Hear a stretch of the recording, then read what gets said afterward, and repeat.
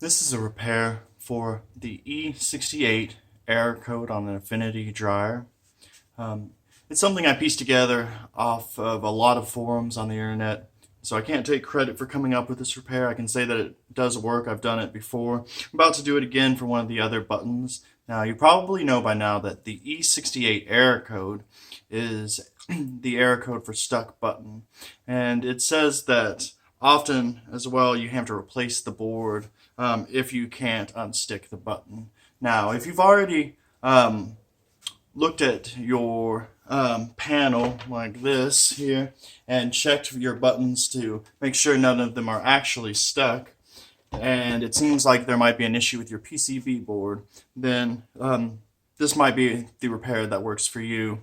Don't do this if you're not comfortable with a little bit of soldering. There's other videos about how to take everything apart, so I'm just going to get straight to the point of what you're going to do. As you can see, I've already done this repair once. These are the buttons that are behind the buttons on the panel. These are actually the buttons on the PCB board. In my case before, this was the button that was stuck. That was the this options button here. And what I've done here is on the bottom left post of this switch here, I've run a wire that has a resistor, a 10K resistor in it, to this point just below C64. And you want to be sure to connect it exactly at that point, which is a grounding area of the board. This is a example of what I've done with the resistor. I haven't soldered this one yet, but I twisted it into this wire, and when I'm done, it's going to look like this wire, which is to keep it well coated so it doesn't short out on anything. Now,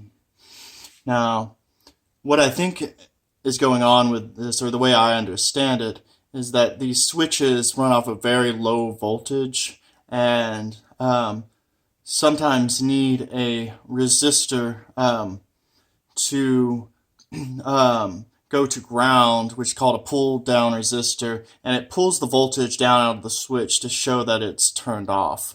Now, if there's some problem with the board, then that resistor can go out and it will show that it's on all the time.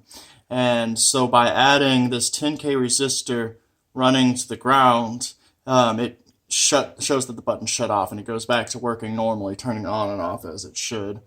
See, I'm now having the same problem with this S2 switch here, which is dryness. I'm going to connect my new wire once it's finished into this point right here.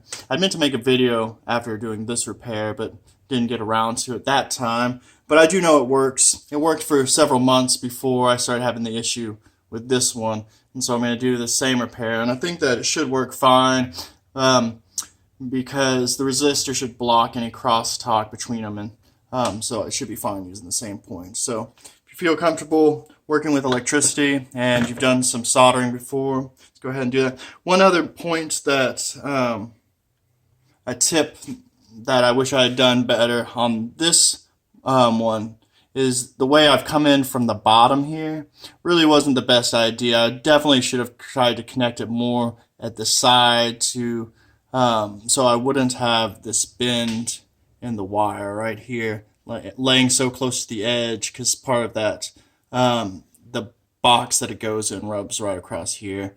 I think when I do this connection to this post, I'm going to try to do it more along this way like that.